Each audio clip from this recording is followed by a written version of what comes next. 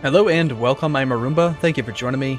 Let's give this Ryukyu thing a bit more of an effort here. So, unfortunately, I was reading the comments and I did also notice this while I was looking around the map a bit, that they must have at least one core province that is close enough for us to core.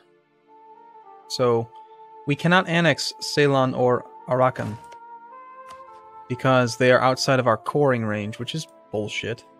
But it is just how the game mechanics work. So I'm thinking what we need to do is we have 2 spare relationship slots still. I'm thinking we just use their army to try to vassalize either Bengal, Orissa, or just somebody else over here. And we're just going to become like a puppet master. You know, we're going to have a bunch of little vassals that are going to give us enough meat in an army that we can then use to maybe take over somebody like Dai Viet, which hopefully would be close enough. Now, the other thing that I'm going to pay a lot of attention to is what's going on with Japan. So we're going to set them as special interest. We want to find out if any of the daimos end up going to war with Japan, because if they do, then there's an opportunity that we could maybe sneak them, you know, like swoop in and sneak them out. So like Oichi, how strong is Oichi? They have 10,000, yeah, probably not them. Notice how they've already consolidated pretty quickly. There's very few remaining daimos. I mean, this guy, Usugi, is huge. They go all the way up there? No, that's uncolonized. But still, they've got the northern half. They're going to kind of combine pretty quickly. I understand that a lot of people do the colonial thing with Ryukyu. And we're allowed to select rivals. Shan has half of our army. But Shan, I believe we looked at last time, they're allied with Lanzang, which would be okay. Did we check there? Yeah, they're neutral. They can get through. I'm pretty sure I was sizing up Shan. They're allied with Pegu. Pegu's got how much? 7. Lanzang has 6. And I think our 3-3 commander had just died, so we're not necessarily in a good spot. For some reason, playing as a Chinese government, or maybe just as this country, I'm not specifically sure, our generals only cost 25 points, so we could keep re-rolling. I mean, there's no way that we're going to get technology. I mean, you need 937 points. It's just... okay. I think having a better general, far more significant. So we will keep playing on speed 5. Not much reason to improve relations with Ceylon if we can't annex them. Plus they're already capped. We're not going to worry about improving relations with either of them. Hey, a little bit of prestige could actually be useful. We don't need fabricated claims. Not that we can fabricate claims. Really, we just have to be opportunistic. Sukhothai is still a vassal of Ayutthaya. So I'm going to keep the ledger pretty handy, and we'll just keep looking at the lowest armies in the world. Kashmir, pretty small. Still, as always, very small, but far away. Oirat, getting brutalized by Ming. You know, if we took some land up there, we wouldn't be able to core it, because we have to have the coastal stuff cored. It's so annoying. Like, you get a province that's one thing inland, it'll say, the nearest closest unblockaded port is 2,000 distance away. What? Anyway. So we gotta focus on the coastal guys. Maybe Pegu. My emperor, Usugi, declared war on their new enemy Japan. They cite war for the emperors, or CB. So they are trying to become the emperor of Japan, apparently. That means that Japan is at war with all the people. Hosokawa. I don't know that getting involved with politics in Japan is going to be a good thing for us. We'll probably just get attacked. I mean, assuming we actually manage to win the war and get the land. Somebody else will just come take it from us. I think. I'd love to attack these guys, but knowing that we can't core them is really disappointing. Ceylon didn't fabricate any claims. And you did fabricate a claim. Actually, no, you have a core on that. We should attack Bengal just to feedback a core. You're allied with Delhi and Malwa and Bahmanis. Delhi and Malwa. I'm pretty sure Malwa was unable to get through, right? Hostile. Yeah. Same thing with this guy. Well, actually, no. Nepal is neutral. So Delhi could get through. It's kind of strange.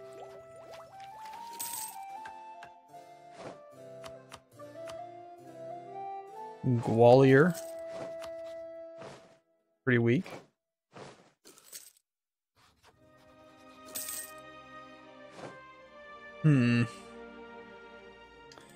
Mewat. I mean, it's just going to be a lot of this for a little while. Trying to find somebody that's Chagatai. You're pretty small.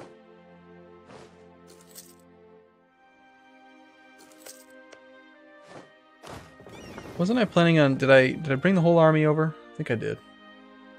We got 4 regiments here. Arakan has 3 of their own. Bengal is the one that's allied with Delhi. So we could probably ignore Malwa. Actually... yeah, there's no way Malwa could get in. Why is Nepal neutral? They've got negative 38 opinion. It should not be neutral.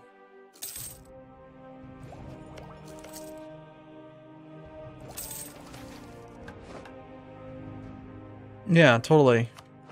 Revolt risk in our only province. That would be amazing. Let's let that happen. It doesn't sound like a problem. Our old monarch has died a little too soon. We have a regency council. Fortunately, we're 14, so it's only 1 year. But that's good, because he is actually better than the 000 that we were before. Or the 111, I can't recall what it was. Okay, Japan has no men. I'm assuming that if we declare war on Japan and then this guy becomes the emperor or whatever, then he would probably end up defending him. Attack against Japan in the Usugi War for Independence. And maybe we could actually go ahead and attack Japan directly. I think we should. Why not? Let's make something happen.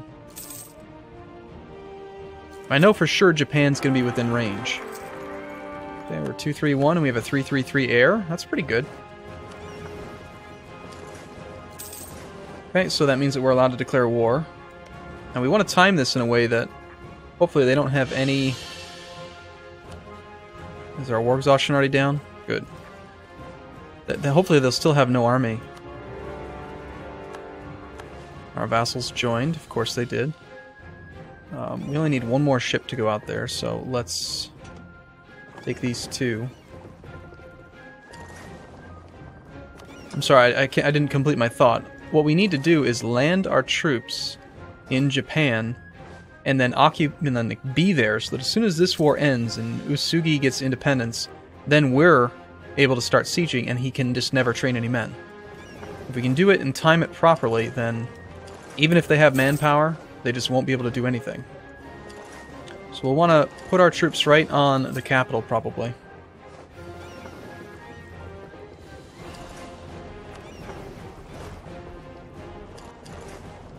We probably can't count on our vassals to do anything. And I'm assuming that Japan lost their navy. They do have 1 light ship. I think our transports will be alright. They should be fine. Let's move to the capital. So anything that we can siege. Nope. So these guys are all beating up on Japan.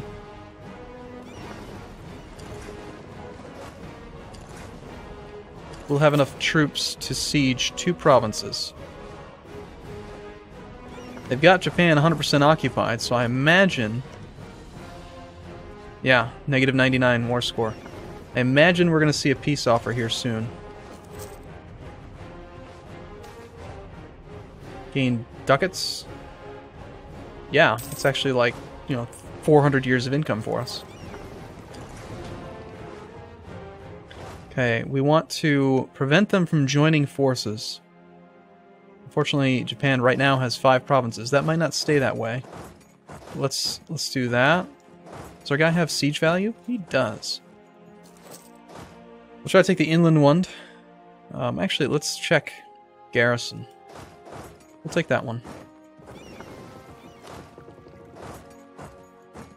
If they end the war, we might get lucky and be able to siege it with just 1 regiment, because it'll have no garrison. I'm trying to click on the damn province. God, playing over here would be a nightmare.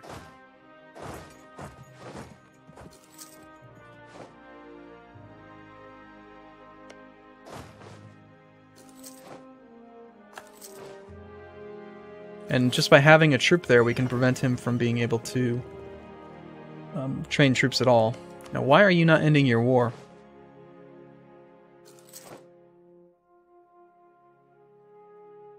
It is only possible to get 100% war score if the winning side controls all of the losing side's provinces and the losing side controls no city provinces.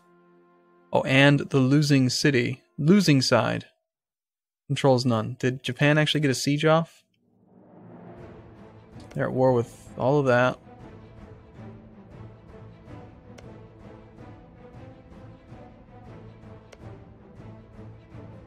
I don't see them having anything occupied.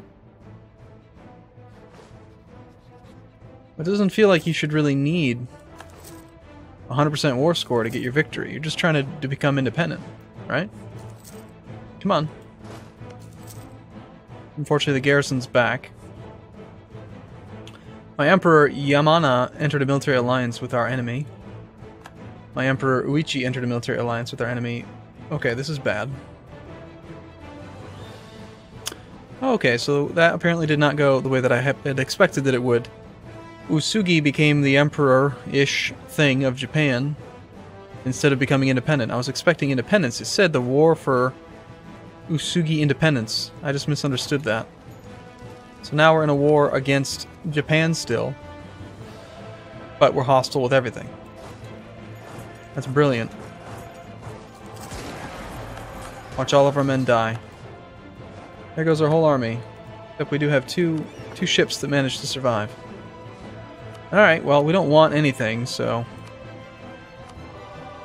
You want me to end the vassalization of both of my 2 vassals. Yeah. Yep, that might have been game over already. Well, now we know what it means when... Now we know what it means when it says Usugi Independence War. My mistake. You can tell I haven't played over here before. Let's just build a manufactory, right? I'm sure that that's pretty reasonable.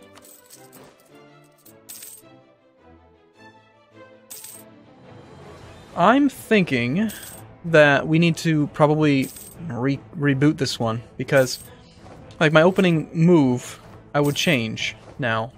Knowing that there's no way we can possibly core Ceylon, there's no reason to attack Ceylon. You know, too small to actually be useful. Now, if we got lucky earlier and we actually managed to win that battle against Orissa, and we were able to vassalize Orissa, even though we can't actually annex them, I would say that that's a pretty worthwhile person to vassalize. Because they're big. I mean, they did eat Garjat, but still, there were like, what, 5 provinces? 1, 2...